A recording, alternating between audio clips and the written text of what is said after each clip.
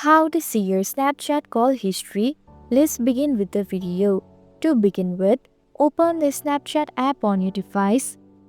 Once inside, click on your profile icon at the top left corner. After that, tap on the gear icon at the top right corner. Then scroll down to the bottom and select My Privacy and Data. Furthermore, under the Manage My Data section, click on My Data.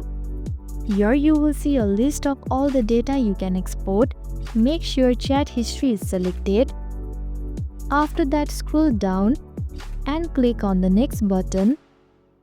Furthermore, select the date range for the data you want to export. After confirming your selection, hit submit. After that, Snapchat will send the data to your registered email address. Once you receive the email, download the file and you will be able to see all your Snapchat call history. And that's all. If this guide helped you, make sure to hit the subscribe button for more tips and tricks.